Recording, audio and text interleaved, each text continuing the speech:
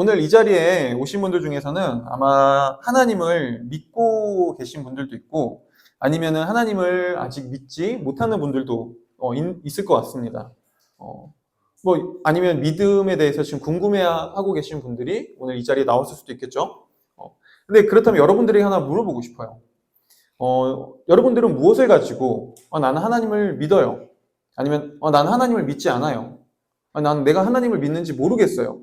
라고 말할 때 무엇을 가지고 이렇게 얘기하나요? 무엇을 근거로, 무엇을 기준으로 그렇게 판단하시죠? 우리는 어떤 걸 가지고, 어떤 기준을 가지고 하나님을 믿는다, 믿지 않는다라고 얘기할 수 있을까요? 그 어떤 의심도 하지 않고 강하고 굳세게 믿으면 하나님을 잘 믿는 걸까요? 제가 나름 그래도 여러 사람들을 만나서 믿음에 대한 고민들을 듣고 이야기하면서 하나 알게 된 사실은 놀랍게도 교회를 다니는 분들 중에서도 하나님을 믿는다는 게 무엇인지 잘 모르는 사람들이 많았다는 거예요. 그래서 어떤 사람들은 잘못된 믿음을 가지고 있으면서 자신이 하나님을 잘 믿고 있다고 착각했고요. 또 어떤 사람들은 하나님을 믿으면서도 잘 믿고 있는데도 불구하고 자신이 잘 믿고 있는지에 대한 확신이 없어서 흔들리고 아니면 때로 스스로를 자책하고 저는 왜 이렇게 믿음이 없는 걸까요? 라고 죄책감에 빠져있는 사람들을 만나기도 했어요. 결국 이런 의미에서 오늘 우리가 이야기하려고 하는 주제, 교회를 다니는데 왜 하나님이 잘 믿어지지 않을까요? 라는 이 주제에 대해서 우리가 다루고 여기에 대해서 알아가기 위해서는 이 성경이 말하는 하나님을 믿는다는 게 무엇인가를 사실 이야기해 볼 필요가 있습니다. 그래서 저는 오늘 여러분들과 함께 성경이 말하는 과연 이 믿음은 무엇인가를 크게 4가지를 가지고 이야기하려고 하는데요. 먼저 첫 번째는 합리적 믿음이고요. 그 다음에 두 번째는 경험적인 믿음이고요. 또 세 번째는 문화적 믿음이고요. 그 다음에 네 번째는 은혜로서의 믿음입니다. 이 성경이 말하는 4가지 특징을 가지고 도대체 성경이 말하는 믿음이 무엇인가에 대해서 좀 오늘 얘기해 보겠습니다. 자, 그렇다면 먼저 첫 번째, 성경이 말하는 믿음의 첫 번째 특징은 합리적이라는 거예요. 자, 오늘날 흔히 사람들은 하나님을 믿는다고 할 때, 그거는 굉장히 비이성적이고 비합리적인, 그냥 맹신에 가까운, 무속신앙, 미신 믿는 그런 그 정도 믿음이라고 이야기하는 사람들이 있습니다. 그런데 우리가 여기 계신 분들 중에서 첫째 주에 오신 분들은 알겠지만은 하나님이 있다는 걸 어떻게 알 수 있어요? 라는 그 주제에서도 우리가 잠시 이야기했지만 하나님의 존재를 믿는 것을 그게 비이성적이냐 비과학적이냐라고 쉽게 얘기할 수 있는 게 아니라고 했어요. 만약 하나님을 믿는 게 정말로 그렇게 비과학적이고 비이성적인 일이라면 역사 속에서 그리고 지금도 수없이 존재하는 과학자들과 지식인들, 세계적 석학들, 심지어 수많은 철학자들이 하나님을 믿고 기독교 신앙을 가지고 있는 것에 대해서 우리는 납득 있는 설명을 할 수가 없습니다. 심지어 이 세계적 지식인들이 지식층이라 부르는 사람들, 세계적인 석학들이면서 과학자면서 하나님을 믿는 사람들은 하나님을 맹목적으로 믿지도 않습니다. 오히려 이 수많은 사람들은 세상에서는 오직 하나님을 통해서만 설명이 가능한 것이 분명 존재한다는 것을 인정하고요. 기독교와 하나님을 믿는 게 더 합리적이라고까지 결단하기로 한 사람들이에요. 왜냐하면 그 중에 하나는 만약에 신이 없을 때, 하나님이 없을 때 우리 삶에는 더욱 큰 혼란과 허무주의, 그리고 냉소주의가 찾아올 수밖에 없다는 사실을 알았거든요. 심지어 사실 이거는 여러분들이 한 번쯤 들어봤어요. 신은 죽었다라고 말한 무신론 철학자인 니체도 얘기했던 거예요. 니체는 분명 무신론 철학자였어요. 하지만 그는 신이 없는 세상에 어떤 일이 벌어질지는 알고 있었습니다. 사실 그게 정직한 학자로서의 태도죠. 나는 신을 믿지 않아요. 하지만 신이 믿지 않으면 분명 이런 일이 벌어질 거예요. 라고 하면서 그는 이렇게 말했어요. 언젠가 사람들은 신이 없는 무신론의 의미를 깨달을 때 결국 세상에는 모든 삶의 가치와 의미가 파괴되는 허무주의가 찾아올 것을 알게 될 것이다. 네. 자, 이게 조금 어렵다면 제가 얼마 전에 실제 있었던 일을 하나 설명해 드릴게요. 좀 얘기를 해 드릴게요. 제가 현재 운영하고 있는 이 물음에 답하다라는 인스타그램 채널에 어떤 사람이 댓글을 달았어요. 네, 누가 봐도 하나님을 믿지 않는 분이에요. 근데 태클을 걸기 위해서 댓글을 단 거죠. 뭐 이런 거였어요. 아니 하나님이 있다면 뭐 세상에 왜 이렇게 이해할 수 없는 고통과 문제, 전쟁 이런 일들이 도대체 왜 있습니까? 신이 있다면 왜 이런 비도덕적인 일들을 내버려 두는 거예요?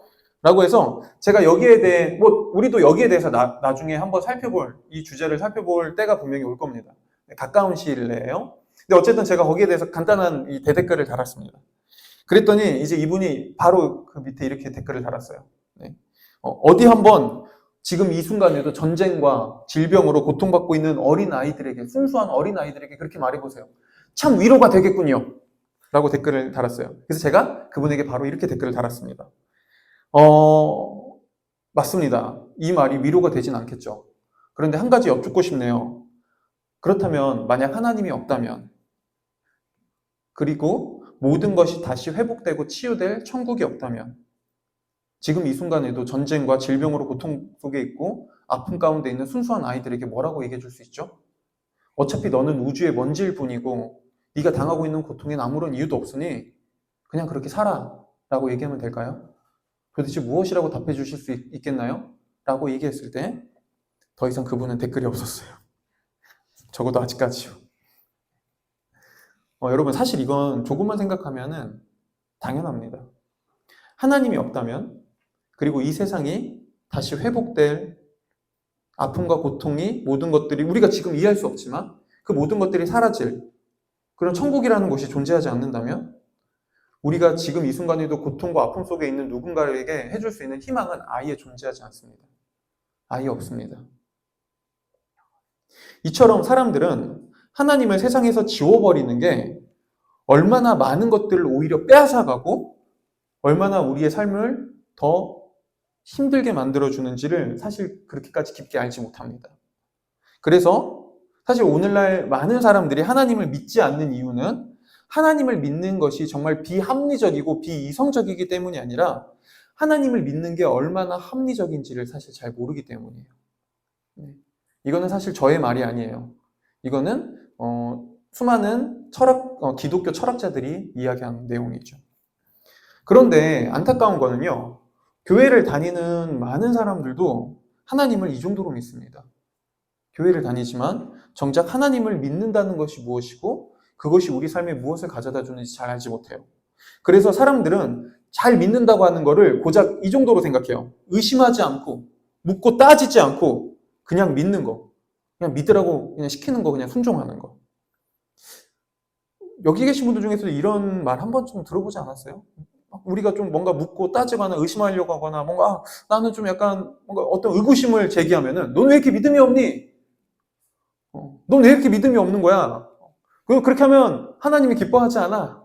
아니면 극단적인 분들은 너 그렇게 하면 천국 못 가. 거의 뭐 협박이죠. 네, 어쨌든 그런데 정말 여러분 우리 한 가지 생각해 봅시다. 성경이 정말 이런 믿음이 좋은 믿음이라고 얘기할까요?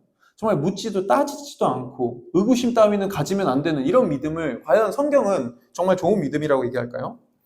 오늘 우리가 읽은 히브리서 11장 1절에서 성경은 이렇게 믿음에 대해서 1절에서 정의를 내려줘요.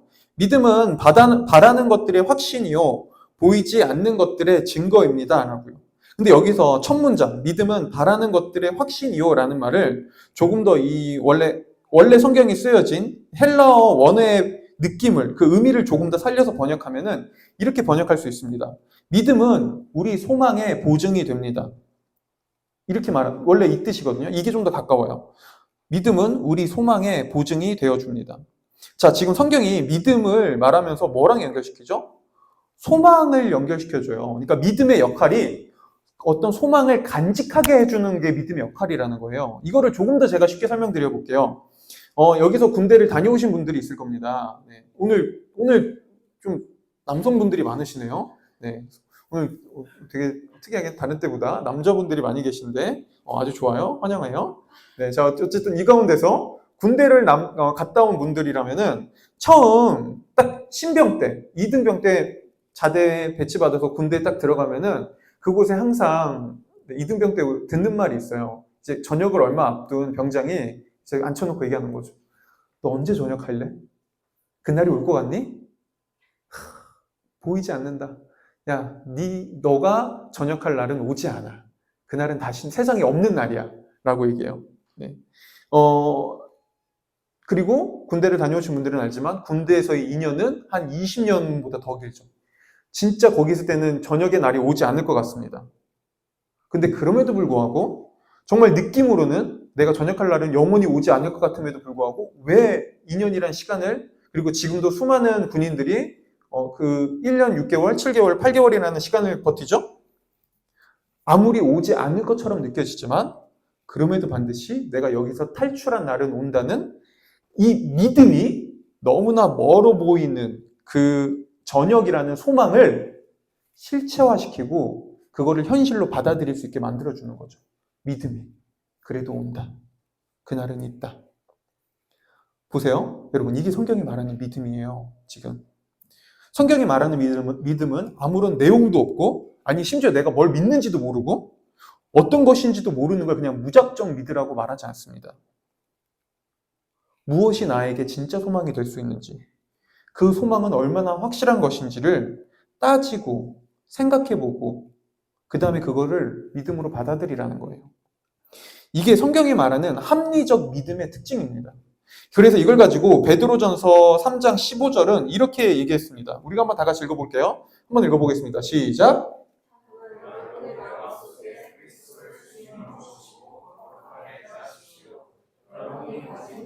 설명하여 주기를 바라는 사람에게는 언제나 답변할 수 있게 준비를 해 두십시오. 네.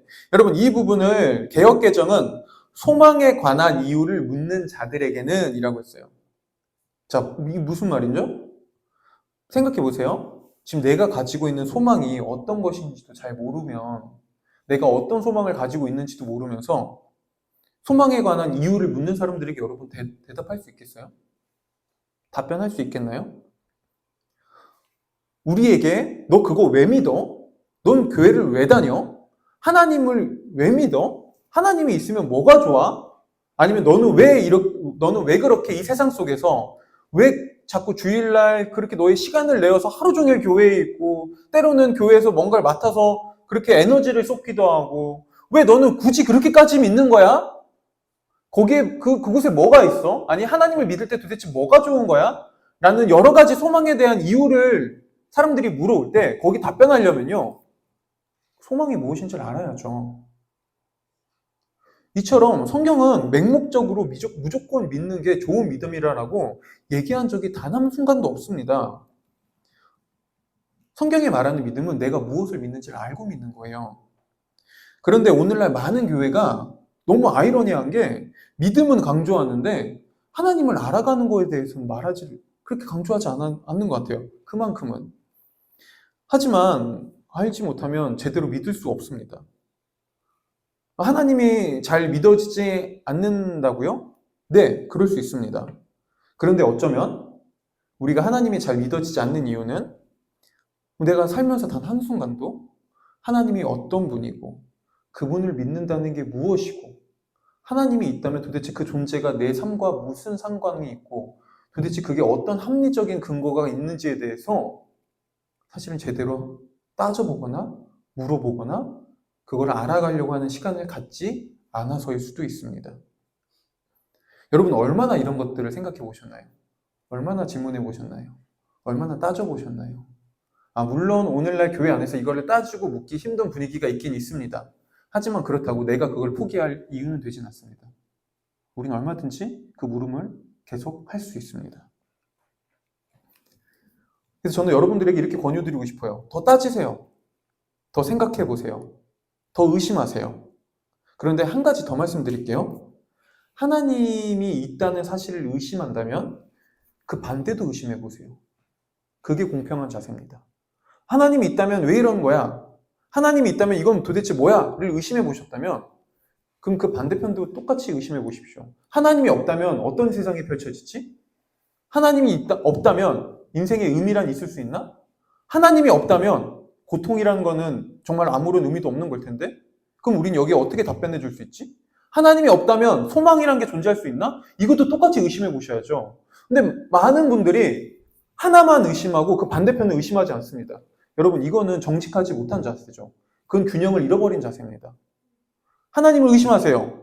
하지만 그 반대편도 동일하게 그리고 치열하게 의심하세요. 바로 이게 성경이 말하는 합리적 믿음의 특징입니다. 성경이 말하는 믿음의 두 번째 특징은 바로 이 경험적이라는 거예요.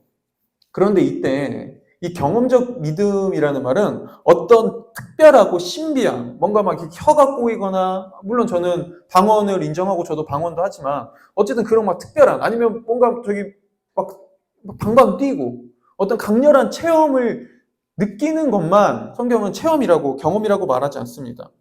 기독교는 물론 이런 경험들이 존재해요. 기독교 안에서도요. 저도 그런 경험들을 해봤죠.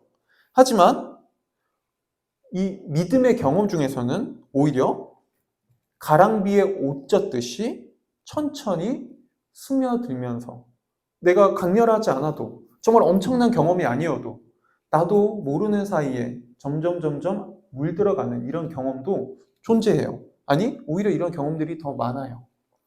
보통 이런 경험들은 기독교 문화에서 자라난 모태신앙인들에게 좀 많이 볼 수 있는데요. 모태신앙으로 기독교 문화에서 자란 사람들에게 하나님은 태어날 때부터 그냥 존재한 분이에요. 그냥 태어날 때부터 존재해요.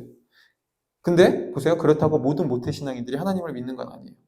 그냥 태어날 때부터 기독교 문화에서 자라고 태어날 때부터 교회에 있다 보니까 그냥 하나님은 있는 거구나 라고 그냥 그렇게 자연스럽게 알게 된 거죠. 그러면 이렇게 물어볼 수도 있습니다. 그 가스라이팅 아닌가요? 네. 여러분, 근데 보세요. 기독교에서 말하는 믿음은, 하나님을 믿는다는 건 가스라이팅으로 이루어질 수 없습니다. 이걸 어떻게 알 수 있냐면요. 만약에 교회에서 태어났다고 해서, 교회 문화에서 자랐다고 해서 믿음이 가스라이팅으로 이루어지는 거라면은 교회 다니는 사람들 다 하나님 믿어야죠. 교회에서 태어난 사람들. 근데 보세요. 여러분 중에서도 있겠지만 나와 함께 어릴 때부터 교회에서 자라난 친구들 중에서 교회를 떠난 사람들 너무나 많습니다. 왜 그렇죠? 믿음은 결코 가스라이팅으로 되지 않거든요. 믿음에 뭐가 필요하냐면요. 하나님을 경험해야 합니다. 반드시 하나님을 경험해야 됩니다. 하나님을 경험하지 못한다면 결국엔 하나님을 떠납니다. 반면에 어떤 사람들은 교회 안에서 자라지 않았어도 하나님을 나의 하나님으로 고백하고 믿고 경험하는 사람들이 있습니다. 때로 이거는 아까 앞서 말했듯 어떤 분들은 엄청 강렬한 신비한 체험으로 그렇게 하나님을 믿기도 하지만은 때로는 너무 자연스러워서 내가 언제 어떻게 하나님을 믿게 됐는지 모르게 자연스럽게 하나님을 경험하며 알게 되는 경우도 있어요. 교회에서 자라지 않았다고 할지라도요. 그 중에 한 분의 이야기를 소개해 드릴게요.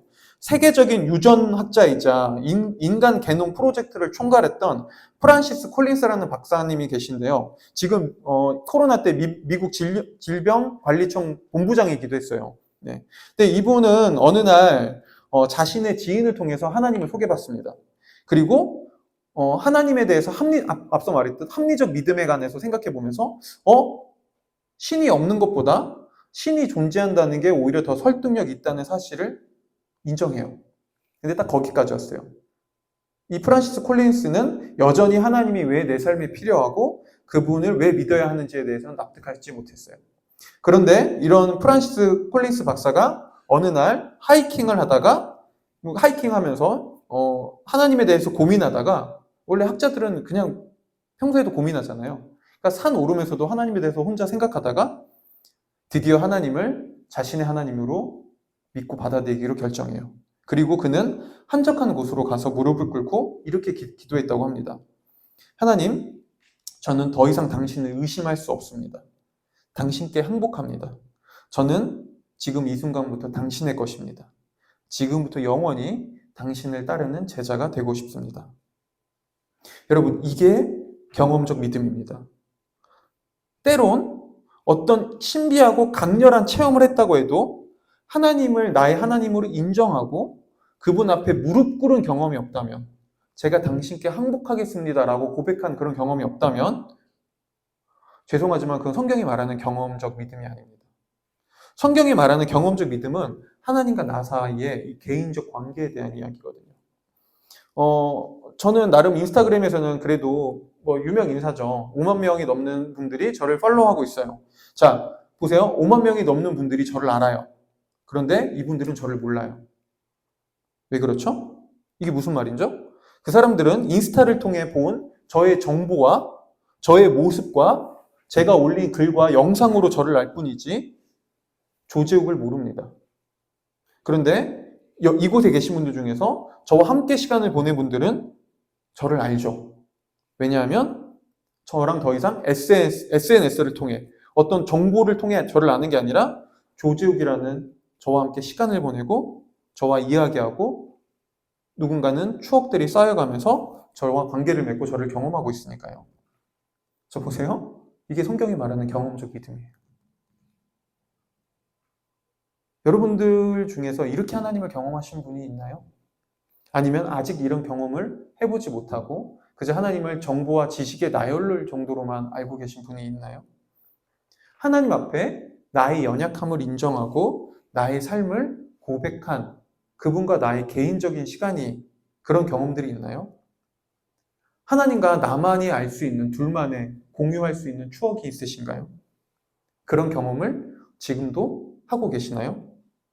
만약 내가 교회 안에서 자랐지만 아니면 나 하나님 믿는 것 같아요 라고 말하지만 정작 그런 게 없다면 여러분은 아직 하나님을 믿지 못한 것일 수 있습니다. 반대로 어떤 분은 이런 질문을 할 수도 있어요. 그럼 저도 그런 믿음을 경험해 보고 싶어요. 저도 그런 경험을 하고 싶습니다. 그럼 어떻게 해야 되나요? 라고 할 때 여기에 대한 대답은 맨 마지막에 하겠지만 그 전에 한 가지를 말씀드리자면 여러분이 지금 저도 그런 경험을 하고 싶습니다. 어떻게 하면 그렇게 할 수 있죠? 라고 묻는 것이 곧 하나님을 경험하기 위한 출발점이라고 말씀드리고 싶어요. 앞서 말했던 예로 들었던 그 프란시스 콜린스라는 학조도 하나님을 믿기까지 정말 자신의 하나님으로 경험하기까지 2년의 시간이 있었습니다. 근데 만약에 그에게 이 시간이 없었다면요?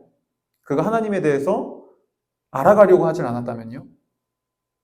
그 시간들 가지지 않고 됐어 무슨 뭐 있긴 있겠지만 됐어 내 인생과는 상관없는 이야기야 라고 선을 긋고 그냥 그저 말았다면요? 그는 아마 하나님을 경험하지 못했을 거예요. 네. 여러분들이 이제 여기에 대해서 의구심을 가지고 저도 그런 걸 경험해보고 싶습니다 라고 질문했다면 그건 굉장히 큰 출발점입니다. 지금부터 시작하시면 돼요. 물론 어떤 사람들은 이 프란시스 콜린스보다 더 빨리 이걸 경험할 수도 있고요. 어떤 사람들은 더 오래 걸릴 수도 있어요. 그런데 중요한 건 언제 경험하느냐가 아니에요. 내가 하나님을 경험하기 위한, 하나님을 새롭게 알아가기 위한 출발을 시작했다면 반드시 하나님을 경험하게 될 거라는 거예요. 네, 반드시요. 뒤에서 어떻게 이게 이루어지는지 말씀드릴게요. 네. 그리고 이제 우리가 다음에 이야기할 믿음의 세 번째 특징은 믿음은 바로 문화적인 거라는 겁니다. 흔히 오늘날 세상 사람들은, 현대 사람들은 믿음은 종교를 가지고 있는 사람들에게만 해당되는 이야기라고 생각해요. 그러면서 오늘날 난 교회 다녀, 난 하나님을 믿어 라고 하면 사람들이 이렇게 말하잖아요. 야, 나는 이성적인 사람이라 그런 거 안 믿어. 야, 무슨 지금 21세기에 무슨 뭐 신을 믿고 종교를 믿고 믿음이라는 거는 연약하고 나약한 사람들이 의지할 곳이 없어서 의지할 대상을 찾는 거지. 나는 믿음 필요 없어. 난 믿음 없이도 혼자 잘 살아. 자, 정말 그럴까요? 정말 그럴까요? 여러분, 사실 믿음은 종교적 이야기가 아닙니다. 믿음은 우리가 생각하는 것보다 훨씬 더 근본적이고 깊은 이야기예요. 오늘 우리가 읽은 히브리서 11장 1절에서 성경은 이걸 가지고 이렇게 표현해줘요. 믿음이 곧 그 자체로 증거가 된다고요. 믿음은 증거라고 얘기합니다. 믿음이요. 오늘날 사람들은 증거가 있을 때 비로소 하나님을 믿거나 내가 무엇인가를 증거를 가져와 그러면 믿을게 라고 얘기하지만 성경은 그 반대라고 얘기해 줍니다. 믿음이 증거라는 거예요. 자, 여기에 대해서 또 한번 설명드려 볼게요. 지금 우리 이곳에서 예배드리고 있죠. 아무렇지도 않게요. 심지어 여기 지하 1층입니다. 이곳이 무너지면 우리는 다 죽습니다. 여러분, 근데 어떻게 그렇게 아무렇지도 않게 편안하게 안정적으로 이곳에서 지금 예배드리고 계시죠? 한 가지는 우리에게 있는 거죠. 이 건물은 무너지지 않을 거라는 확신이에요. 자, 여쭤볼게요.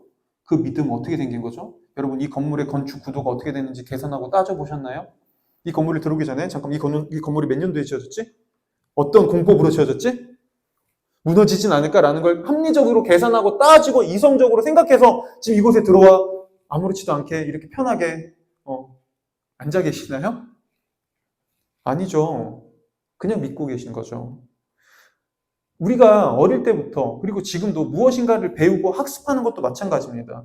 우리가 무엇인가를 배우고 학습하기 위해서 필요한 건 계산하고 따지는 게 아니라 믿음이에요. 어릴 때부터 선생님과 부모님이 나를 가르쳐주는 어떤 교사가 나에게 거짓말을 하고 있지 않다는 사실을 믿을 때, 저 가르쳐주는 지식이 진실이라고 믿을 때 우리는 비로소 무엇인가를 습득하고 배웁니다. 보세요. 그러잖아요. 우리 엄마가 나한테 거짓말 하는 거 아닐까? 우리 엄마가 거짓말쟁이가 아니라는 걸 지금 말하고 있는 게 구라라는 걸 어떻게 알 수 있지? 구라가 아니라는 걸? 이거 다 따지고 믿으시냐고요? 그걸 배우냐고요? 이처럼 나는 이성적이어서 난 아무거나 믿지 않아 라는 말은 사실 절반만 진실입니다. 아니, 사실 그건 절반조차도 되지 않아요. 더 엄밀히 말해서 우리는 믿음으로 시작하지 않으면 아무것도 할 수 없고요. 먼저 믿지 않으면 우린 배울 수도 없고, 우리는 어딘가에 밖에 쉽게 나갈 수도 없고, 우리는 쉽게 잠자리에 들어설 수도 없습니다.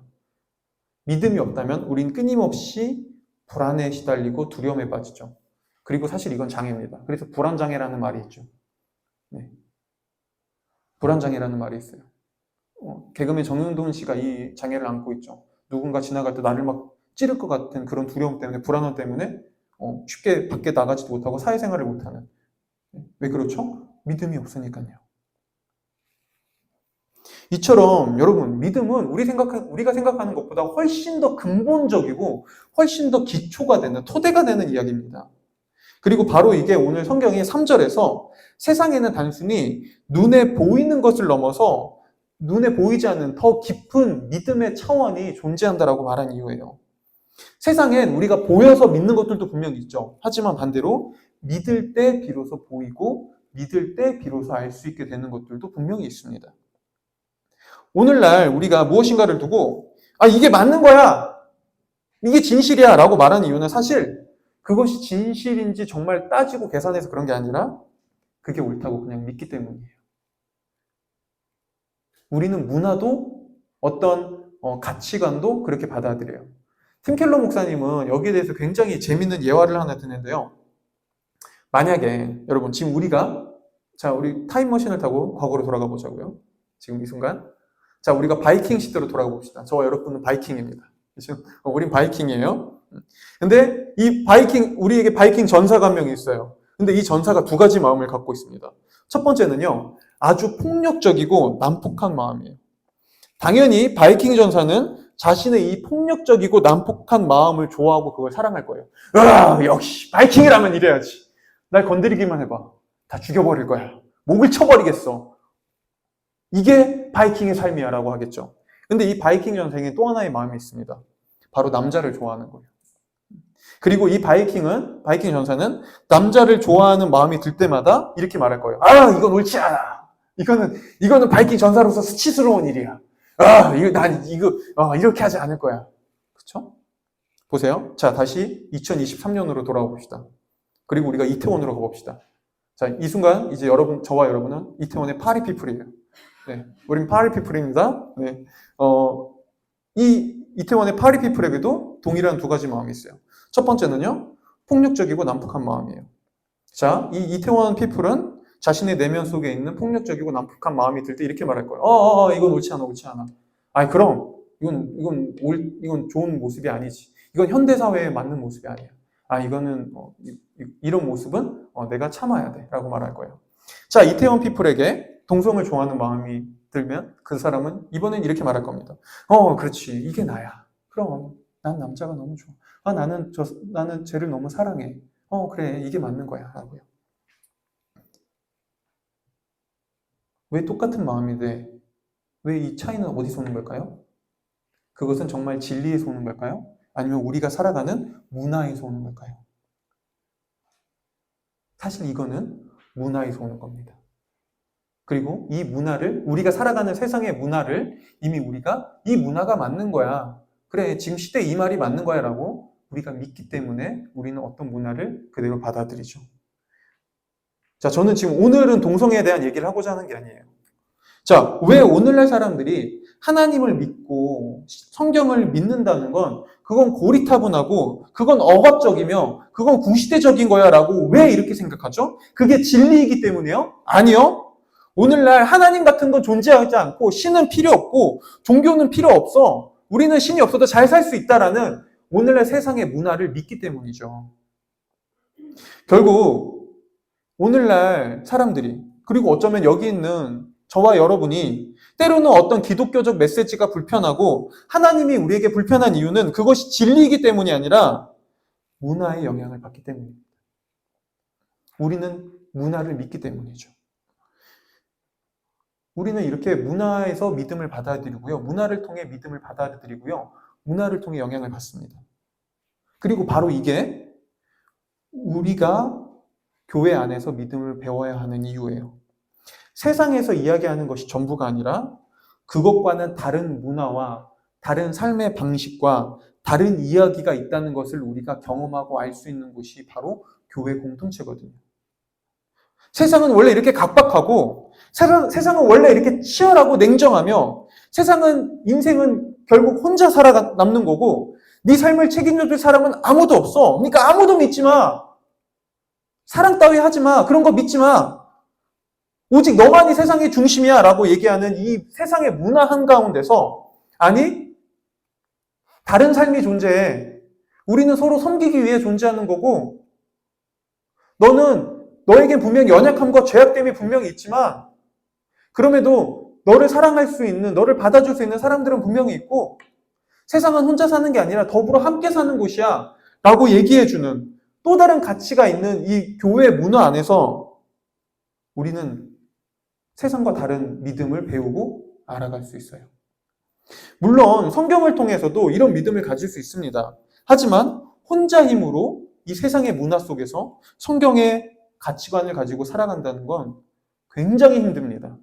아니, 사실은 거의 이렇게 혼자서 살아간다는 건 불가능에 가깝습니다. 그래서 우리에겐 하나님의 방식으로 살아가는 것이 구체적으로 어떤 것이고 그것이 어떤 삶인지를 같은 믿음을 가진 사람들과 함께 공유하고 나누고 이야기할 수 있는 교회 공동체가 필요해요. 교회 공동체에서 우리가 사람들과 함께 하나님을 이야기하고 삶을 나눌 때 우리는 세상의 목소리가, 세상의 문화가 전부가 아니라 그것과는 다른 진리와 삶이 있다는 것을 비로소 느끼고 경험하고 알아갑니다. 그렇게 우리는 믿음을 배우는 것이죠. 이게 문화적 믿음입니다. 마지막으로 우리가 살펴볼 믿음의 네 번째 특징은 은혜로서의 믿음이라는 거예요. 아마 여기 계신 분들 중에서 조금이라도 교회를 다녀보신 분들은 이제 이런 생각을 할 수 있습니다. 목사님, 근데 믿음은 어차피 은혜로 주는 거 아니에요? 믿음은 하나님이 은혜로 주는 거 아니에요? 그렇게 들어왔는데, 네, 여러분, 맞는 말이에요. 근데 믿음이 은혜로 주어진다라는 말은 사실 우리가 오늘날 생각하는 것처럼 그렇게 단순한 말은 아닙니다. 여러분, 하나님은 믿음을 마치 마술사처럼 뿅 해가지고 손가락 하나로 우리에게 갑자기 믿음 없는 사람이 뿅 하고 믿음을 생기게 하거나 아니면 어떤 돌 던지듯이 내가 믿음을 이렇게 하나님이 가지고 있다가 돌 던지듯이 아무나 맞아라 라고 했을 때 그 돌에 맞은 사람이 갑자기 믿음이 생기게 되는 그런 걸 말하지 않습니다. 믿음이 하나님의 은혜라는 성경의 말은 우리가 하나님을 어떻게 믿을 수 있게 되는지에 대한 이야기거든요. 자, 이거를 조금 더 설명드려 볼게요. 박영선 목사님은 이 부분에 대해서 설명하면서 이렇게 말씀했어요. 사도 바울은 우리가 예수님을 믿게 된 것은 예수님이 우리를 위하여 십자가를 지셨기 때문이라고 말합니다. 자, 그러면 예수님이 십자가에서 우리 대신 죽은 2000년 전에 우리가 구원을 얻습니까? 아닙니다. 훗날 내가 개인의 자유의사로 나 오늘부터 예수님을 믿겠습니다 라고 작정한 날에 우리는 구원을 얻습니다. 그러나 바울이 이야기하고 싶은 것은 그것과도 다릅니다. 내가 예수님을 믿기로 작정할 수 있는 거는 하나님이 그 아들을 보내어 우리를 위해 죽게 하시고 우리를 거듭나게 하셔서 하나님이 나의 인생에 간섭해서 예수님을 믿게 하신 것입니다. 은혜가 개입되었기 때문이죠. 자, 조금 더 쉽게 설명해 드릴게요.